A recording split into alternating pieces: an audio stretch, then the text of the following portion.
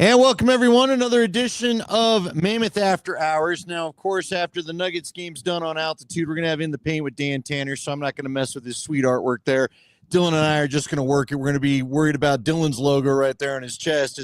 It's kind of interesting. A ton to talk to you about. I appreciate you joining us tonight. If Jamie Shuchuk can make it after Coach, and he'll jump in, but he hit me up late saying I'm not quite sure I'm going to be able to make it, and you know about the coach and Dillon.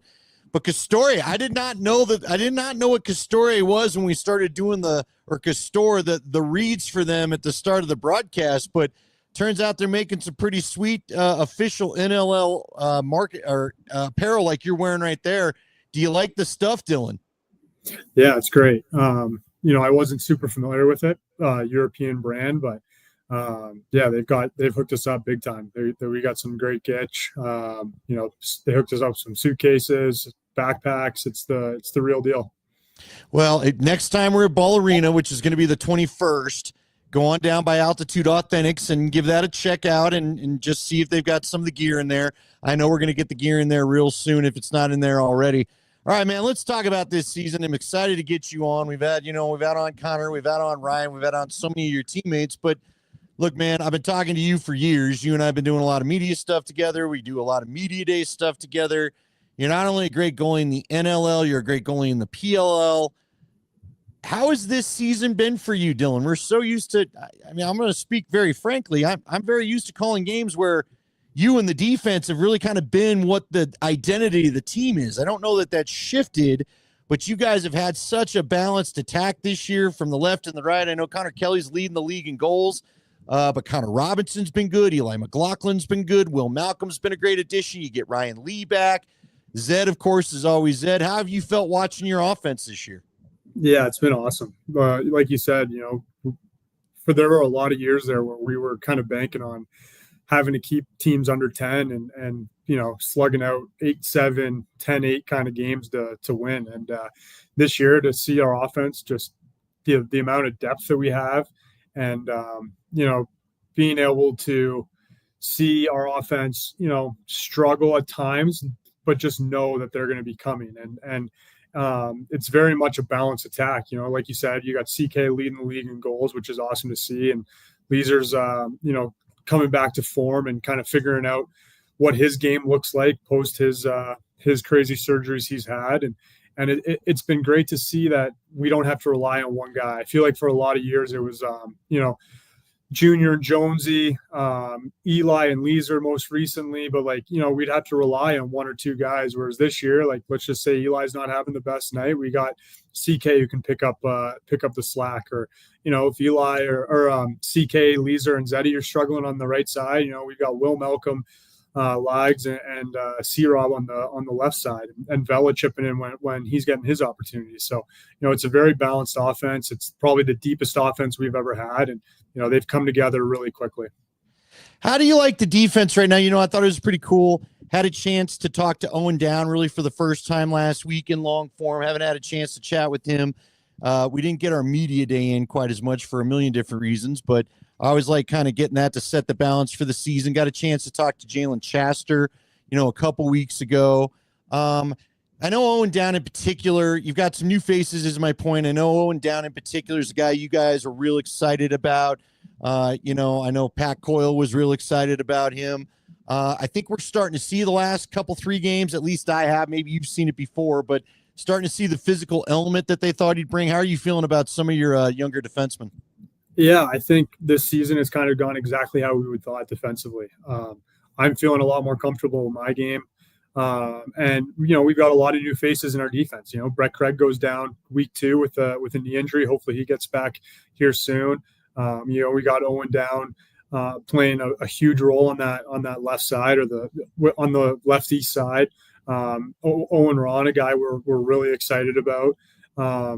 Connor Cook, who, I honestly had no idea who he was coming into camp, and seeing what he's been able to do. So, I think you saw early on in the season, there were some growing pains and, just guys trying to figure out how to fit into our system and, altering our system a little bit and just seeing where guys are most successful. And like you said, I think these last few weeks, we've shown a better side of our defense and more cohesiveness.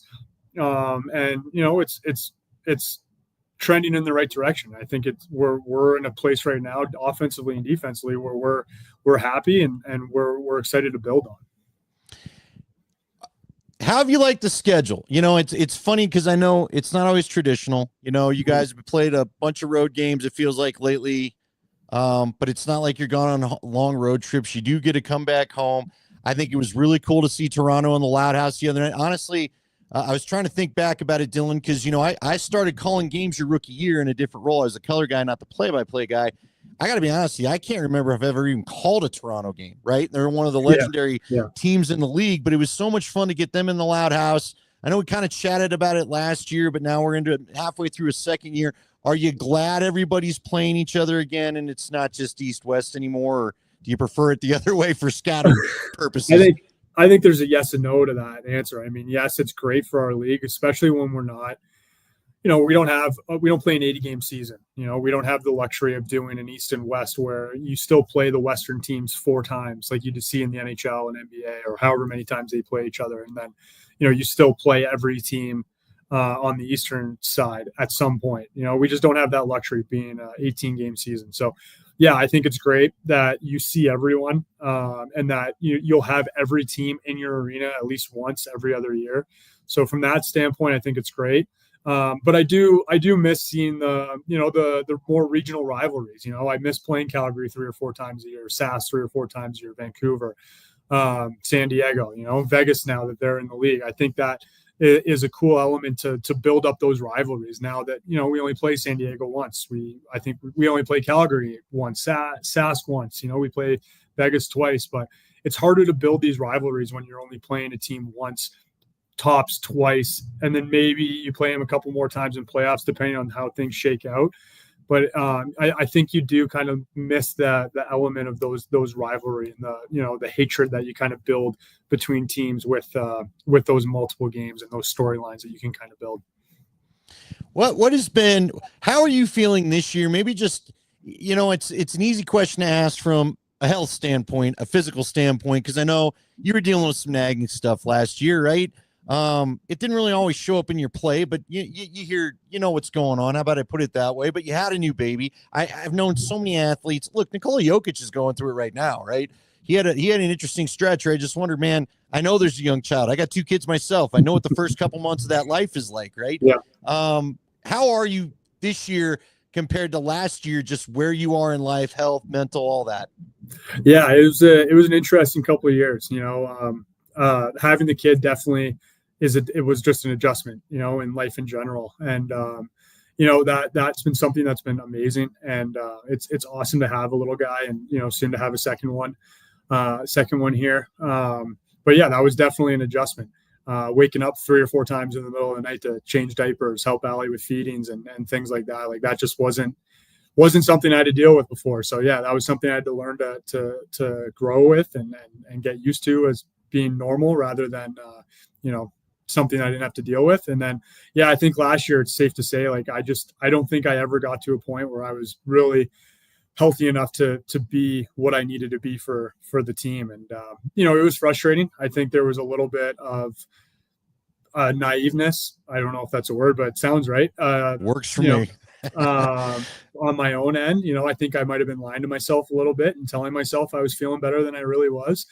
But I think it's safe to say that I wasn't healthy and I wasn't where I needed to be to be that backbone for our team and to help us have success. And I think you saw that in the PLL season as well. It just that lingering hamstring injury that I thought was good really wasn't. And I think now looking back at it and having that 2020 hindsight, I feel so much better this year than I did last year. My body is recovering so much better than it was.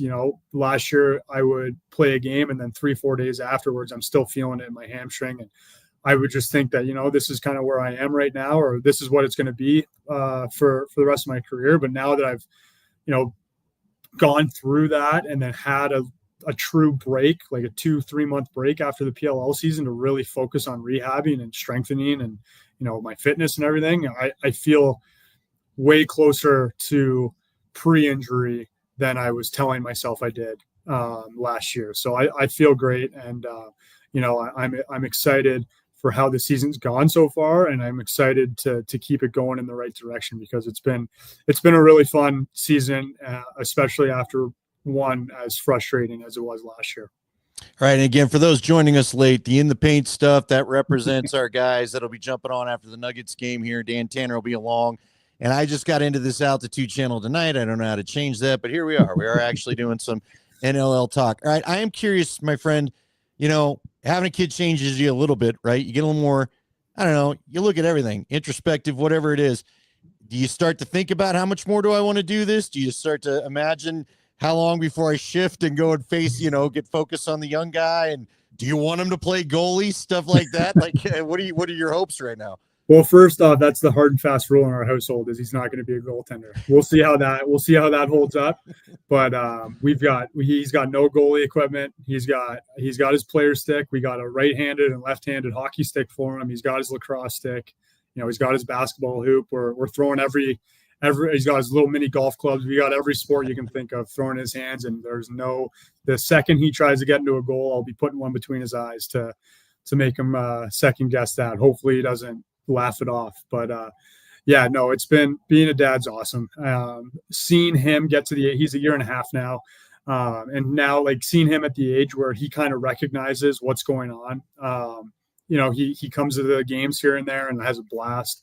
When we're on the road and Allie's watching on TV, he recognizes and will, like, clap for goals. And when he sees me on the screen, he'll point and say "Dada." So it's really cool to see that. Him growing up and being able to recognize stuff and notice those kinds of things. As for playing, I don't know. I'm a pretty competitive guy. I still have that fire to play and that competitive drive to play. Allie obviously was a lacrosse player in college. She's probably even more competitive than I am. I know she wants me playing as long as I possibly can, which is amazing to have that support. So I always say that my goal for field lacrosse is to get to the Olympics. I'll also be 37 years old when that comes around. So we'll see. Field lacrosse is definitely a young man's game. And box, I've always said that I'm going to keep playing until the tires fall off. That can change. Who knows, health-wise, family-wise, what that looks like. But for now, I'm going to be trying to play lacrosse as long as I possibly can, especially indoor. All right, so what it was funny. So our friend Romy Bean came out a couple weeks ago. Yeah. You guys were cool enough to let her get in the equipment. Romy, I love Romy because she's a nut job. She's a little bit crazy, as you learned. She's not afraid of anything. She said, "Let me put the gear on." I remember she called me. She's like, "Do you think they'd let me put the gear on and take shots?" And I remember I was like, "Rome, I don't know if you want the guys taking shots. You do get bruised a little bit. I know it looks like it's a tank, but for sure, balls will find a place that don't feel so good." But she went out and did it anyway. But watching her do that, I did not realize, and so Eli McLaughlin, Ryan Lee were both good enough to shoot on her. If I can, I'm going to try to get the piece played at halftime of one of these games.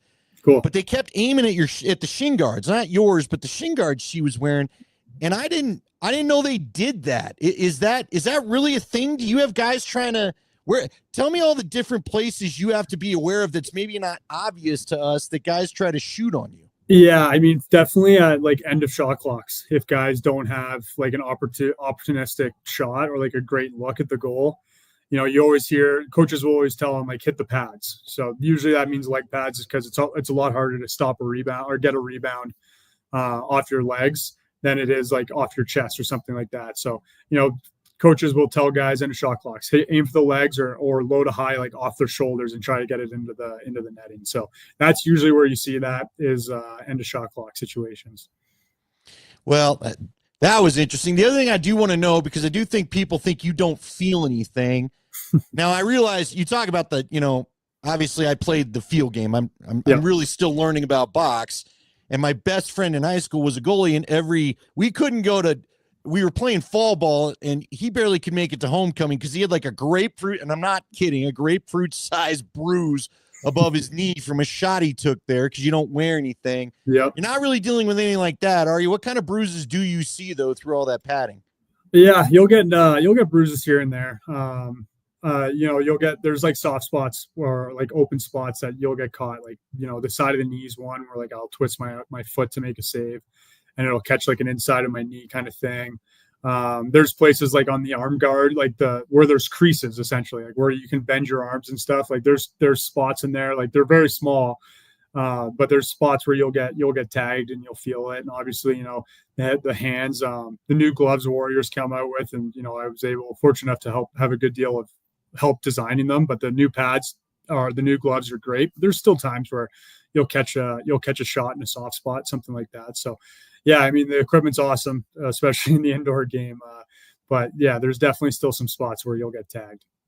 All right, the league, we've been dealing with some new rules, and I don't know if dealing with it's the proper term. I think it's funny because one game, John, Glantz will get fired up about something, and then Jamie will get fired up about something, and they've really they really put a focus on the holding and the clutching and the grabbing and whatnot. I do feel like we've seen a lot of maybe a few more goals this year, but have you noticed the new rules affecting much from your end? I mean, you're out there kind of getting to watch it a little bit. Obviously, you're more focused when they're down on your end, but do you think the new rules have had the effect? Has it done what you think they wanted it to do? Not the new rules, but the focus, I should say. Yeah. I'm not sure. I mean, it makes sense. I mean, you saw it in the NHL, 15, 20 years ago now. Where they got rid of all the one-handed stuff and the clutching and grabbing in the corners. And I don't think it was as severe of a degree as there was in hockey, but I think, speeding the game up any way possible and, trying to limit the clutching and grabbing and let the offensive players be offensive players is definitely, good for the game. And, I think I actually saw somewhere that scoring is actually down a little bit this year. I can't remember exactly where I saw that, but it's it's not like a significant amount, like maybe a goal a game kind of thing. And when I think the average is like 26, 27 goals a game. That's really not a huge deal, but yeah, I think it makes sense to just try and limit the one-handed stuff as much as possible and let guys be as more free. All right. I am curious. The Four Nations is going on. Canada's playing. I was watching a little of it. The Nuggets are playing right now, obviously, so I have to focus a little bit more on that. And I'm going to go back and watch the replay. Canada was up 2-0. Sweden had gotten one back the last that I saw it. Are you into this Four Nations thing? Are you going to watch a lot of it? Do you like the concept, or where are you at with that? Yeah, I mean, I'm going to check it out for sure. Anytime you can watch Canada hockey or like watch international hockey and players representing their country, it's always going to be something that's going to be intriguing. Obviously, again, house divided over here with Ali being a Yank and myself being Canadian. So, we'll have I'm sure some words for each other when Canada and US play against each other. But I'm sure I'll definitely check in. And yeah, I watched before copping on. I watched the first period of the Four Nations, and I was curious. I didn't really know what to expect because I was talking to the junior Avs crew the other day, and like. It's hard to kind of get a feel of like what this is going to look like because, these guys are in the middle of their season. At the end of the day, like it doesn't really mean anything. You know what I mean?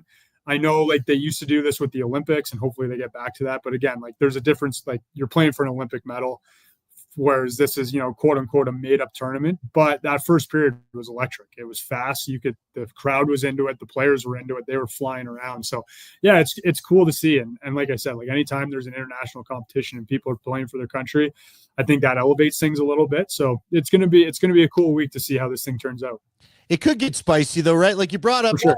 I could see US Canada getting a little spicy, and we know Finland and Sweden hate each other. From what I mean, I guess hate like it's like the prairie war up there, right? That we just had played. So I'm with you. I just hope nobody gets hurt over it. Like an Avs fan. Totally. Please don't cost me one of my guys with a cup run coming up. You know what I mean? Especially with how they're looking recently. You know what I mean? Like. It would be devastating to see. I'm not even going to say names. Right, because, right. You don't want that you don't even want to put that into the universe, but that would be devastating, especially with what the Avs have looked like. But yeah, I think you throw the jersey of your country on, and fortunate enough to been able to do that myself a few times. It just elevates it, no matter what the scenario is. So yeah, it's cool to see. And I mean, like all-star games are cool, and like it's fun to see that stuff, but.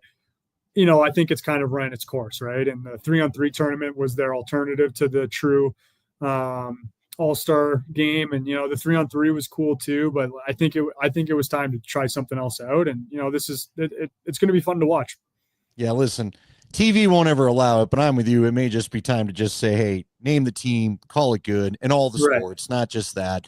Because, guys make too much money and there's too much on the line for it anymore. All right, before I let you go, because you brought up, we've talked about some of the spiciness, physicality, all of that. Do you like that? And again, I've asked, so Connor Robinson was big into it. Gillis liked it. Of course, we had a tilt.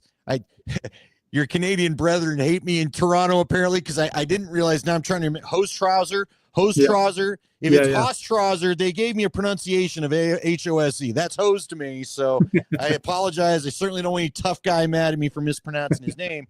But I feel like we're getting a lot more fights. Are you into it? Are you guys about it? Because your guys on the floor seem like they're like, bring it on. Whatever gets us. Obviously, Elijah Gash's knockout of the Buffalo player got all over Twitter. Do you think it's good to have a little fighting in the game? I mean, hey, look, any eyes are good, right? For the sport, especially for our league where we're trying to grow and get this thing bigger.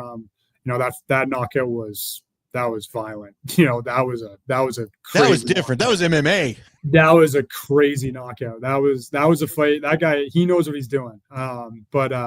It's cool to see that, get picked up in the mainstream and it go viral on social media. And, I think it's good to luckily Belter's back and he's healthy and nothing like catastrophic happened, because, that's the last thing you want to see. But I think there's a time and a place for it. It gets the fans engaged. If you've got two willing combatants, there's a time and a place for it. And it's been a part of the game. It's kind of gone away the last handful or so years, but I think there's a place for it in the game. And it's nice to have Brent Mitchell on the team now, because we haven't really had a true fighter since maybe Rory Smith. Right. You know what I mean? Right. And guys ran away from him. I called a few games where guys wanted no part. Totally. And I like Brent Mitchell. It's like hockey. Like, you don't have the true fighter anymore, the true enforcer. Like, these guys got to be able to play. And Brent Mitchell's a great defenseman, and Billy Hostrawser's a great defenseman, but they're both tough son of bitches. So they were willing combatants. It was a good tilt, got the people going, and maybe the refs jumped in there a little bit too early, but yeah, I think it's got a place in our game. Well, Billy gave Brent a big hug at the end of it. I don't know if you guys saw that after the handshake line was done. I thought it was pretty cool, just giving him his acknowledgement. I don't know. Look, man, it's been a fun season. I hope it continues to be a fun season. I appreciate you jumping on. By the way, I hear it's 3-2 Canada now, thanks to Anne-Marie. She's always one of the big fans here, but there you go. You can get back, catch some of that. And you know what, Dillon? We'll see you a week at that Loud House a week from Friday. So the 21st, next home game, superhero night. And we'll talk to you then, man. Thanks for giving us some time tonight. Absolutely. Have a good one. All right, that is Dillon Ward, your goalie for the Colorado Mammoth. Again, Jamie had to coach tonight, so that's why he's not here. For our usual audience, and there's quite a number of you, that we're going to move to the Altitude channel. Always happy to give any of the teams in the Altitude/Cronky Sports family a chance to get on the YouTube and the Twitter and the Twitch and everything else. I think I put it on 500 channels tonight. But if you want to check the Altitude handle moving forward, Wednesday, 8 o'clock is going to be the time. You can do Mammoth After Hours. Last week, we ended up getting 3 guys on because we talked to Owen Down, one of the defensemen who was at home, and then we went and checked in with Jordan Gillis, who was coaching a practice for the youth team, and then he gave us over to Dalton Silver. So you never know what's going to happen on this show. We're going to try to get some of the DU guys in. So if you like lacrosse, look for this show. We'll take a time to learn about some of the guys. Some of you are well aware how this goes, and if you're just learning about the Mammoth, we're very, very, very happy to have you folks along. Not going to be as long a show tonight because obviously I don't have anything to bounce anybody off of, but the Mammoth had a great game. They beat Georgia. Zed Williams with an incredible scoop and fling behind the back to get the game-winning goal against Georgia. It was kind of a cool moment, not only to get the win because the Mammoth keep rolling. I believe that moves their record to 6-4 now, but the Mammoth they lost to Georgia early in the year. Georgia had like a last-second goal to kind of get the win at the Loud House, so the Mammoth paid them back for that. That was awesome to see. Now the Mammoth had the bye week this weekend, so there won't be any action this weekend. We're hoping Brett Craig comes back. Brett Craig's one of my favorite guys who's been on here. Most of the guys are my favorite guys, to be honest with you. There's not anybody on that team I don't like. But how about one of the more fun guys to talk to? We'll put it that way. Some guys are shy, some guys aren't. But hopefully Brett's back. The Mammoth are looking as complete as I've seen them in years, and I'm hoping they won the Champions Cup a couple years ago when the Avs won their cup. So maybe both teams are feeling like, you know what, let's do this again, because it would be pretty darn good if they did. And so basically the second half starts. It's a little bit of the grind for the playoffs, but it's Friday the 21st. We'd love to see you out at the Loud House again. It is Superhero Night. The Mammoth are going to have a Captain America themed jerseys. And you know what? It's always a fun time. There's usually an autograph session. I don't think we're going to start late enough that they cancel that, but sometimes it's a national game. We don't do the autograph session. But want y'all to come out, want y'all to come join us. And I'm glad so many people are checking in with us here tonight. I'm almost sad we got to wrap up the show, but promise we'll get a couple more people going. We're going to try to check in with some of the alumni as well, but lots ahead on Mammoth After Hours. Appreciate you guys checking us out. Thank you to James Eunice, who always sets this up. Thank you to Dillon Ward for giving us some time. And thank you to all you for checking in. In the Paint comes up after the Nuggets game. Now, when I jumped on to do this, Nuggets were getting a nice win against Portland. I will check in on that, but hopefully they're going to head into the All-Star break on a lot of momentum. And you know what? We had a Dario Saric. Showing tonight. He showed up in the game. Malone's just emptying the bench. It feels like all the guys could play. Love you all. We'll catch you on the radio tomorrow, 3 to 6. Take care. Have a good evening.